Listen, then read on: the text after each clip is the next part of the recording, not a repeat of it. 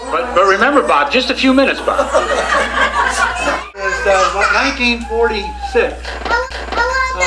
Lyle's dad came out to Ceora, and he was describing to my mother, and my dad, and to us, as we were just sitting at the fireside more or less, and he was telling about his experience down in California prior to coming up to Tacoma, Washington. And this is how he described it. He said, Oscar, he said, you know, I had to go 4 blocks in California. You know, I had to go 65 miles an hour to go those 4 blocks so I could turn it off.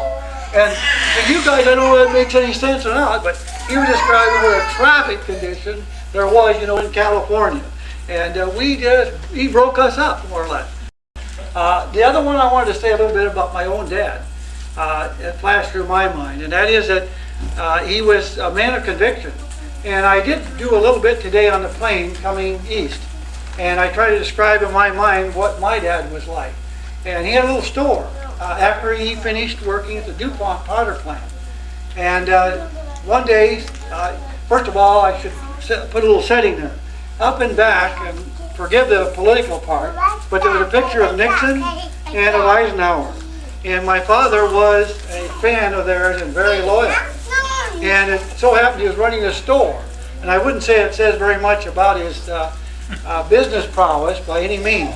But this little gal, about 20 years old, came into the store, observed the 2 pictures up above of Nixon and Eisenhower, and her comment was, don't you think you'll lose a lot of business with those pictures up there like that? And my father's quick response, and forgive it being so political, was, that's just the kind of business I want to lose. So I don't know if that's very good. What it means to me to come west, from the west to the east here.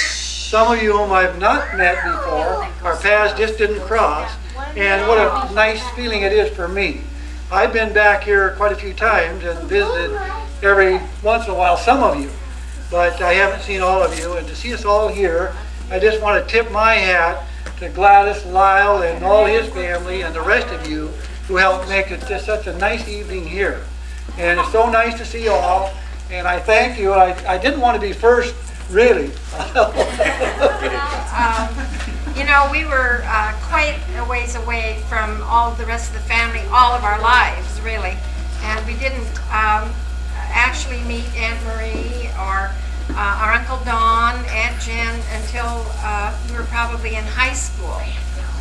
And but we have been fortunate enough, you know, to make trips back here and to get to know most of you. And we had wonderful parents. My dad was, most of you probably didn't know him, but he was a very quiet, unassuming sort of person. Really enjoyed his family. But unfortunately, I was too young to be interested in talking to him about his family. And Olga Wallen ran that park, maintained it, did all the work there. But Eric was a registered Democrat. Jim Conway, who owned the Curtis Leather Company, or ran the Curtis Leather Company, was a very staunch Republican, very big in the Republican Party in Pennsylvania and in the United States. And Eric was one of 2 Democrats registered in the town of Ludlow. Everybody else was Republican. Whether they were Republican or not didn't make any difference. They were registered Republican, and they voted Republican. Eric wouldn't do it. He got fired from Wildcat Park. That's how he ended up out in Jamestown. Very big man of his convictions. Whether you're Democrat or Republican, he was a staunch Democrat. I just remember that my mother enjoyed every member of her family. She enjoyed coming to Ludlow. I can remember packing basket after basket and cooking. We cooked 2 days before we would come.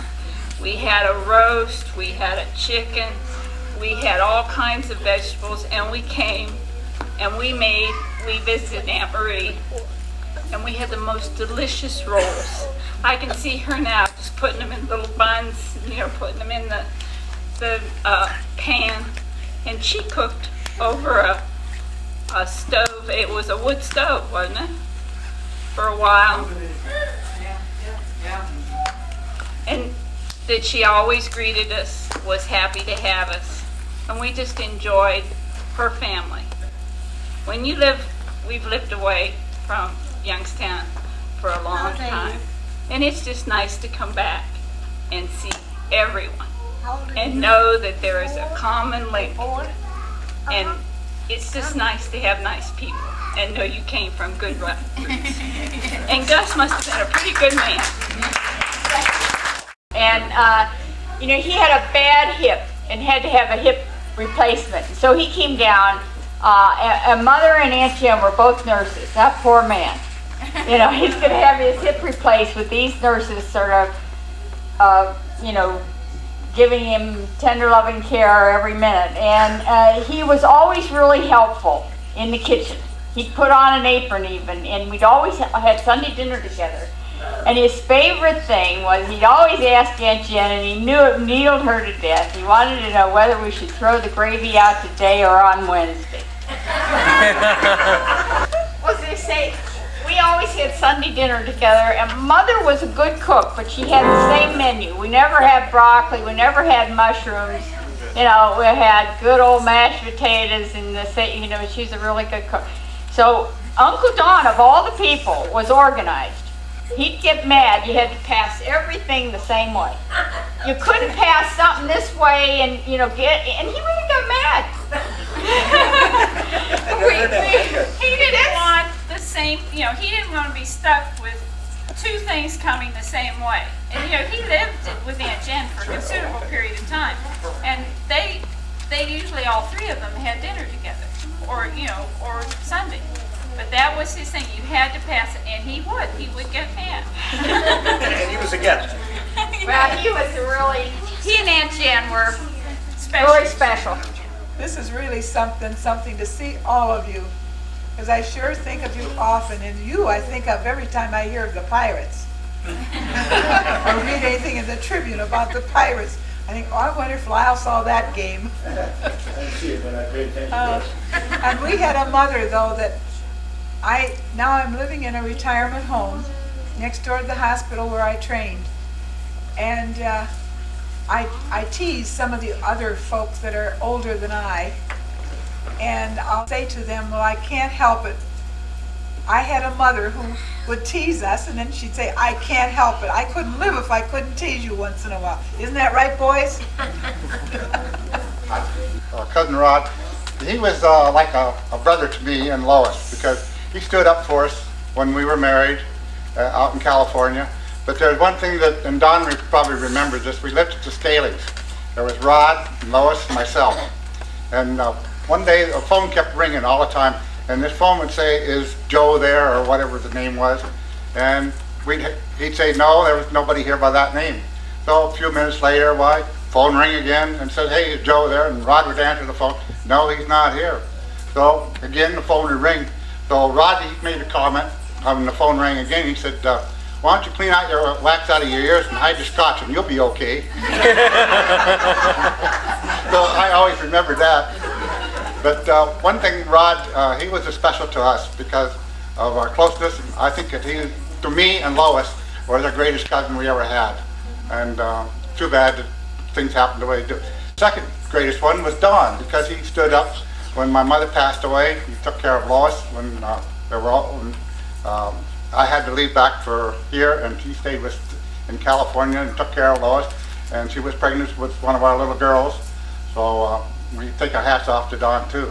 So as far as the uncles and aunts, I didn't know them that well, but Don and Rod especially. And of course, no ill respect to Ray, because he's been good too, but Rod was the special.